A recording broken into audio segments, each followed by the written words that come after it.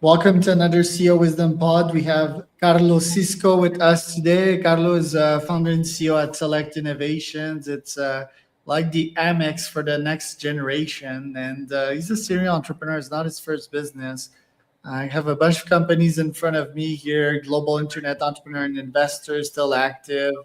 Food fan, for example. I know that Carlo worked at Groupon in Tokyo, interestingly enough, and he was an equity trader at some point and private wealth manager. So excited to jump right in today. Before we do, bookwritegpt.com is presenting that podcast. If you want to start your own book with your LinkedIn post, you just drag and drop your LinkedIn post in there or in a CSV, and boom, you have an AI written book in seconds. So I can give you one free credit for that if you go to bookwritegpt.com. Carlo, welcome to the pod. Tell me a bit more about yourself and what you're up to nowadays. Yeah, sure.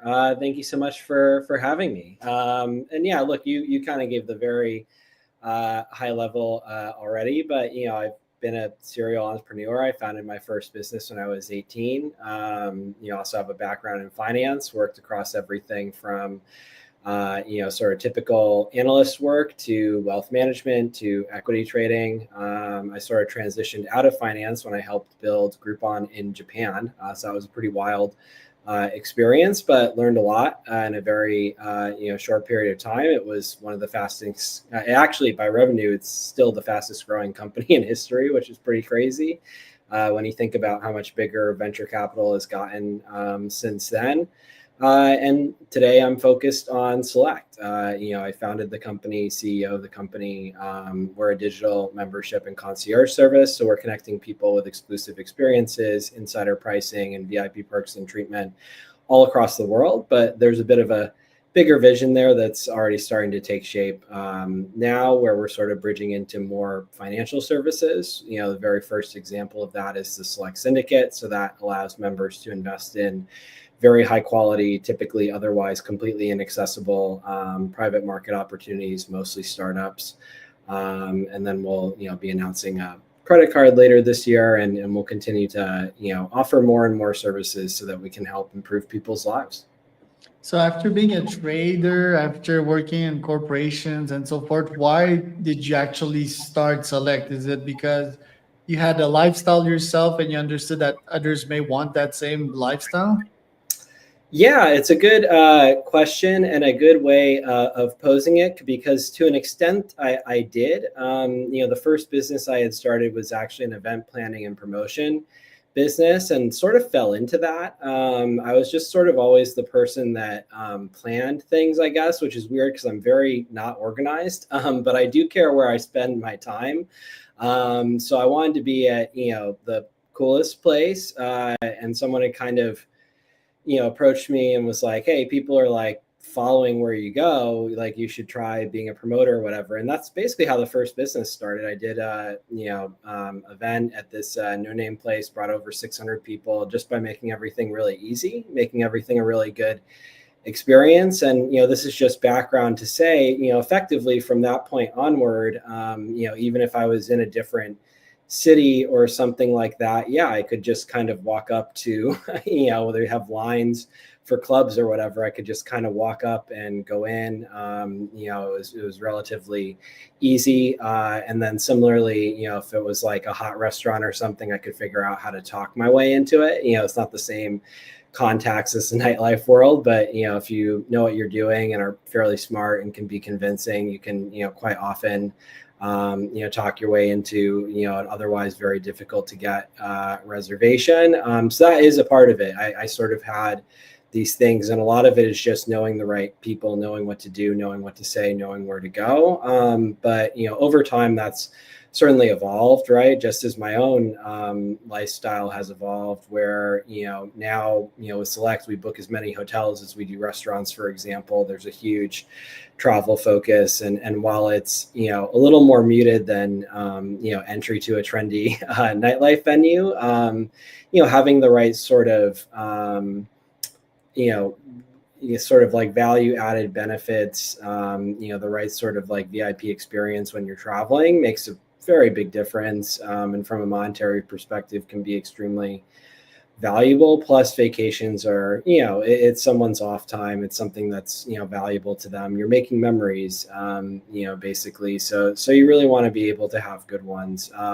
So that's true. And then the other part to it is just that I felt like there was a huge demand for a new way for merchants and customers connect. And it was really Groupon that kind of tipped me off to that experience. That's what propelled that model so quickly, is you just had, for one of the first times, something where businesses could offer a deal and, like they were giving up a lot, but it was only if someone came through the door. So that's a lot better than an ad where maybe that's difficult to track, difficult to predict. But I felt like that model didn't really work for Premier brands or Premier customers. It's riddled with stipulations, difficult to use, not a lot of quality control. So I felt like, if you have a membership that's, catering to affluent or mass affluent customers, and alongside sort of the best in category businesses. So like, yes, Michelin starred restaurants and the Four Seasons and stuff like that, but also the neighborhood sushi spot or, the trendy boutique hotel. You want to have like a full range that could be something really special. And by making the benefits a lot more flexible, making them ongoing, you could create actual like repeat use and loyalty, of course, between the customers and the businesses, and also to the membership that provided that. And that's precisely what we've seen over time. Right. And it's 500 USD per year. Do you just accept anyone in there? No. So the annual fee is now $595 per year, but very close. And then in terms of just accepting everyone, no, we don't. We turn people away every day. You kind of need to think about it as an ecosystem, because you've got this this customer segment, and then also this business partner segment. And particularly on the business partner side, and particularly in hospitality, you have a lot of places that don't need customers. Like they're full, right? But why would they, still want to work with Select? Why would they want to give our members, priority access or special benefits, whether it's a discount or a round of drinks or other perks? It's because they want to reach the right customers and they want to get them to come back again and again. So even, with the Select member incentives included, like our average spend is higher than the average spend of most of the restaurants that we work with, because it's a higher quality of customer, right? Like anyone can use a reservation platform or make a phone call and get into a place, but not anyone can be a member of Select. Just the simple fact that they have to apply, that they have to pay an annual fee, that's already gating it to an extent. But beyond that, and there's also a community component to it. We have member events. We have both in person and online, and members can connect with one another. So that also makes it fairly important to I guess actually review everyone that's applying and coming into the membership. So we don't accept everybody. We do turn folks away. But I will say what we've seen over time is that the customer demographic is getting more and more affluent. And we actually, that's more and more of the applications we're seeing as well. So we're actually accepting a higher proportion than perhaps we have in the past, but it's because the quality of the folks applying is so high. Right. And is scarcity inherent to luxury? Aren't these hospitality business thinking about profits in the end? Do they limit the number of customers on purpose because quality would fall down, service to existing clientele would also fall down, and recurrence would fall down? Is that the model? Yeah, it depends on the business. And that's one of the complex things with a model like Select is, if it was just restaurants or just hotels, that would be a much faster answer. But because we're full lifestyle, we've got, restaurants, hotels, cars, business services, fitness brands, entertainment, events. And even on the events side, everything from like F1 to the Grammys to like Bloomberg Finance. We just had that big event recently. So it's a really big range of things. What you tend to see in hospitality, particularly if it's a popular place, is they're going to be full, But what's desirable to them about Select is like, if you're going to be full, then don't you want high spend customers in those seats, right? So that's why we'd be valuable in that circumstance. And in some other areas, like for example, a hotel, hotels tend to be pretty large, so even if it's a phenomenal, incredible 5-star luxury resort, and you can name any of them, right? Four Seasons, Rosewood, whatever. They're generally going to have rooms available. So it's a little different in that case. It's more that they do want to get to capacity. And then similarly, they are, however, looking for, I think where it overlaps is they're looking for customers who are going to come back again and again because they enjoy that experience. So, and that's probably true across everything we do, actually, like whether it's an event or, a business service or whatever the case is, like they want loyal customers, not just one-off customers. And that's sort of, in my opinion, what was maybe perhaps off with the Groupon model, or one of the elements of it that was off. But it can differ a little bit by industry.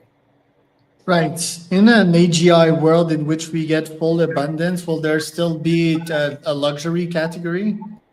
Yeah, always. And we'll see exactly how, all of that fleshes out. I hope that that's the way it goes, and we get to extreme abundance. I think what, is perhaps more realistic is there's going to be, perhaps a higher quality of life at the base level, just as technology has enabled in the past. I think that it will continue to raise that sort of base level quality of life. I don't know if we see, full abundance, or even, quite what it would mean if you're trying to cast that across the whole population. So I think there's always going to be luxury. There's always going to be things that are more difficult to access.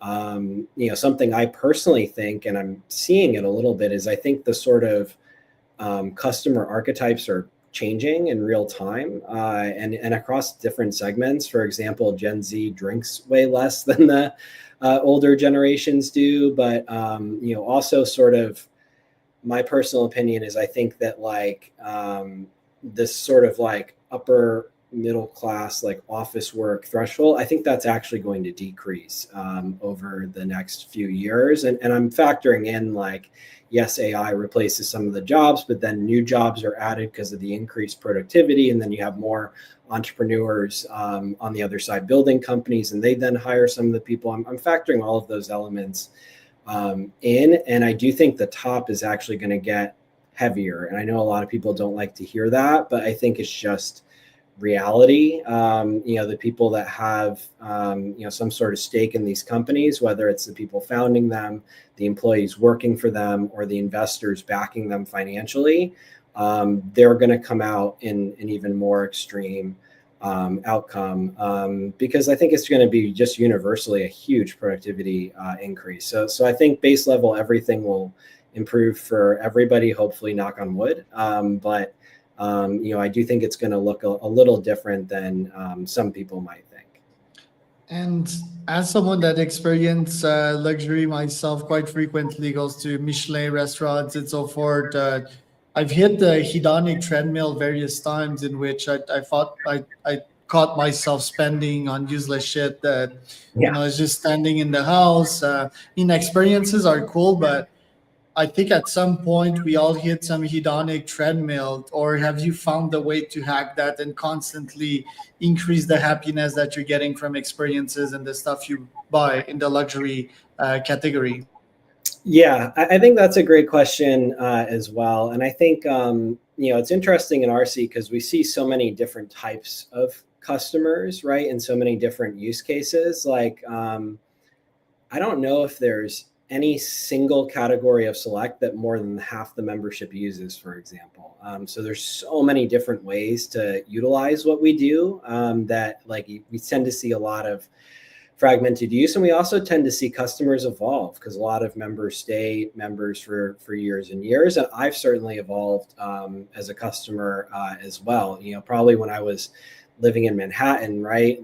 The restaurants were maybe what I used the most. Now it's really more of our business facing stuff, the digital events, the syndicate opportunities, the business benefits, which can be quite financially significant, and the travel. Travel's huge, both for work and for pleasure. Just very high value, huge network of access. So I think that customers evolve. I've never been a big things person. So that was really never me. And we have things on Select. We have Ferragamo, we've got Tumi, all that kind of stuff.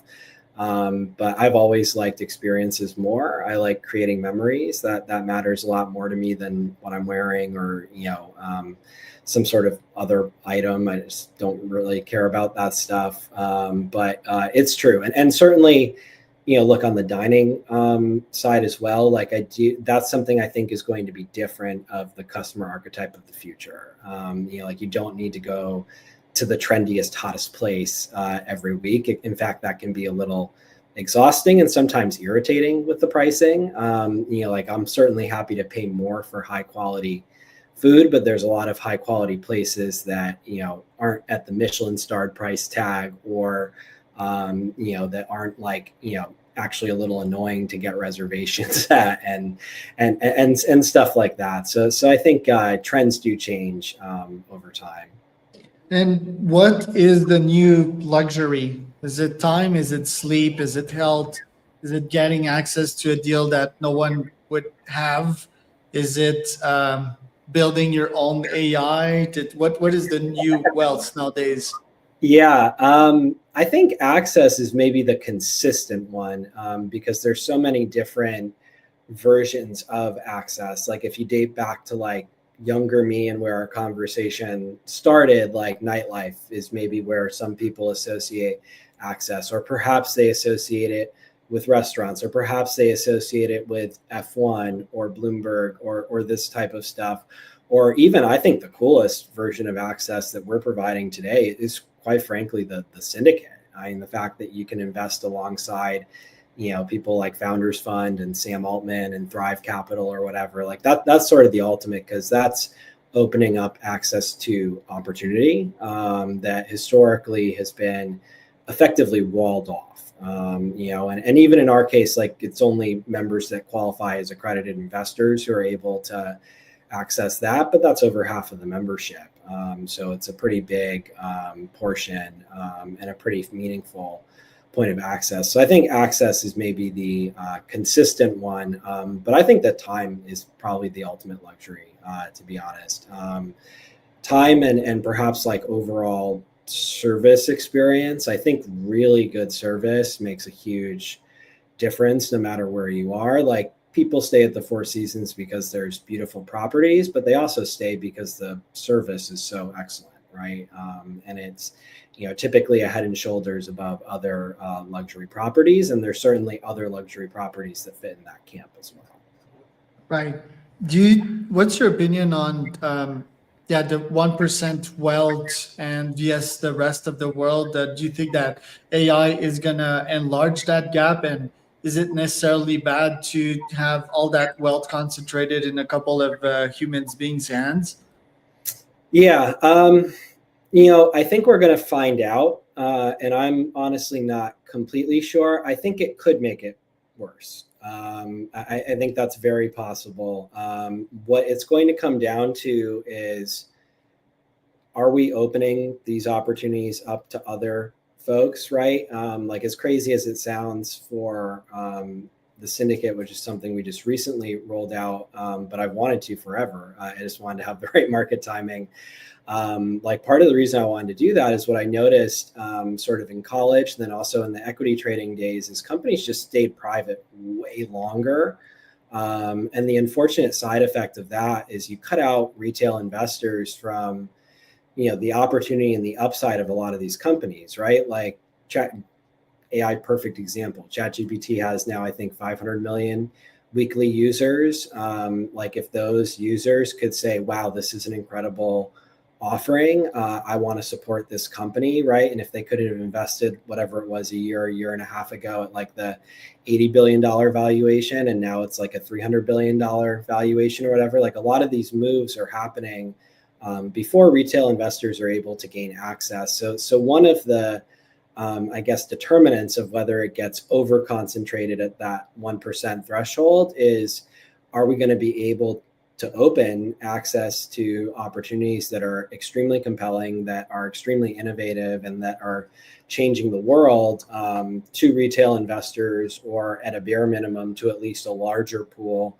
of accredited investors? That's going to be one of the key determinants. The other one will just be on a company to company basis, like, how is the equity allocated? Where is it structured, right? Like one of the fun ones now, I think it's like roughly 70% of NVIDIA employees are millionaires. And I think a third of the company, this is as of a month or two ago, so maybe it's a tiny bit less now, but I think a third of the company was worth 20 million or more.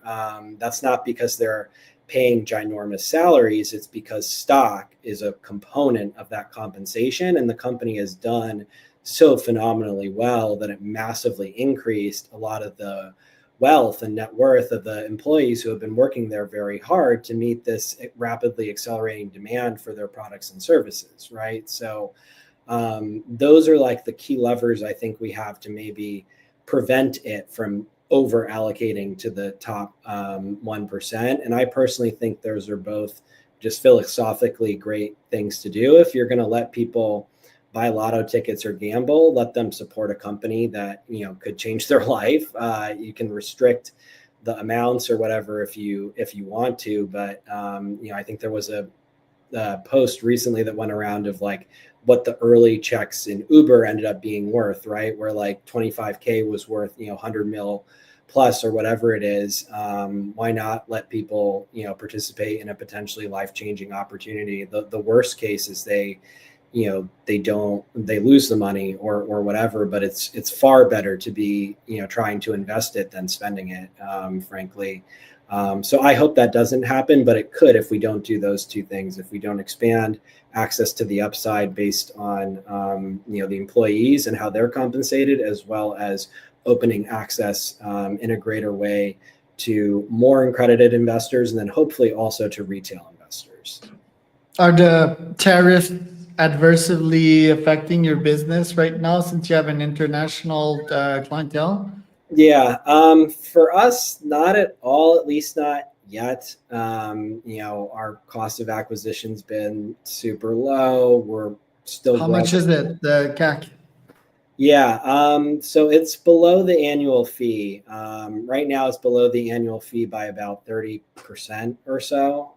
Okay. So yeah, it creates a decent model. And then the average member stays for more than 4 years, and that's increasing. So it's a good setup. Nice. And what's your GTM strategy? Is it LinkedIn ads? Is it cold email? How do you get your clients?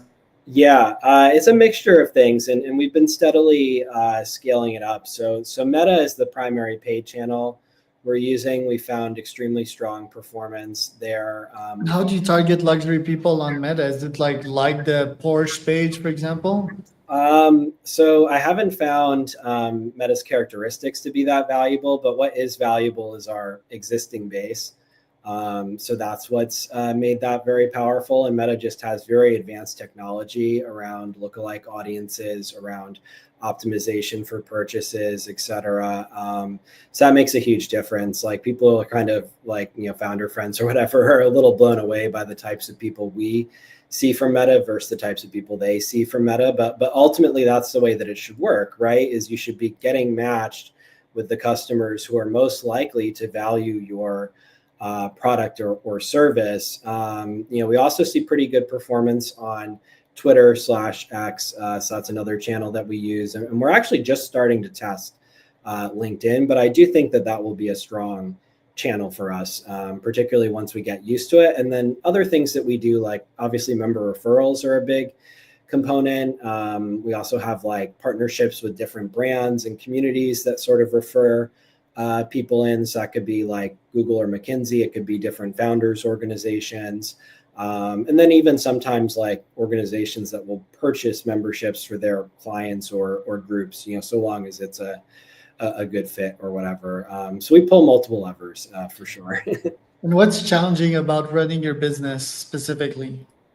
I think the most challenging thing with Select is it's more complex of a business than it appears. If you think about it, we have to have a pretty strong command of basically every industry because we wanted to be a full, lifestyle offering. We could have just focused on hotels or just focused on restaurants or just focused on business. We didn't. We wanted to impact as many areas of a member's life positively as possible. So that requires a lot of expertise. It also requires the legwork of building all of that, managing all of that, also all the technology that comes along with that. So I would say that's one of the more challenging things. But I also think that, it's a good example of like where something that's challenging can also be uniquely rewarding, right? Like if someone wanted to try to recreate Select, good luck, Godspeed. Many have tried; it's not going to work, So someone could certainly have competitive elements or whatever. And there's also have to nod to companies in the space that preceded us as well. Founders Card did a pretty good job, for example. We're just a bigger, more robust, more varied version of things like that. But I think that's the underappreciated thing is like when you're spanning everything. It just adds a lot of work at every level, technology, operations, customer service, relationship management, all of it. Right. And why are you the right person to run that company? What's your superpower? Yeah. That's an interesting way of phrasing it. But, I think one of my possible superpowers is that I can tackle a lot at once, and I have an ability to think creatively and innovatively across a pretty wide spectrum of things. So, for example, we've talked a little bit about I do like sort of stupidly well investing. Sometimes I don't even realize how well. So we'll see if it translates to private markets. That's mostly on public markets. But anywhere I've ever been, I've sort of spearheaded like different initiatives, doing things differently. Like I don't really do well if I'm not challenged or not being able to be creative. So entrepreneurship is a good fit for me in that regard, where a lot of people would be completely and totally overwhelmed by what's required. I'm not really overwhelmed. I'm kind of excited. That's perhaps one of them. And I think I also, it aligns with that, but I think I often, see things perhaps that others don't see, like sort of not just where things are in a specific moment, but perhaps where something is headed. Like over the course of building the company, I've definitely seen that several times where it's like, I think this is going to move in that direction. And perhaps I don't know the timing of that, but quite a lot of the time things do move in the direction that I expect. Love that. Yeah, that's definitely a superpower. I have that one too. Where can people find out more about you, Carlo? Yeah, I make it easy. I'm just my name on like basically every channel. So LinkedIn, X, can Google me, whatever. I'm all over the place. Only one Carlo Cisco. So it's Carlo Cisco.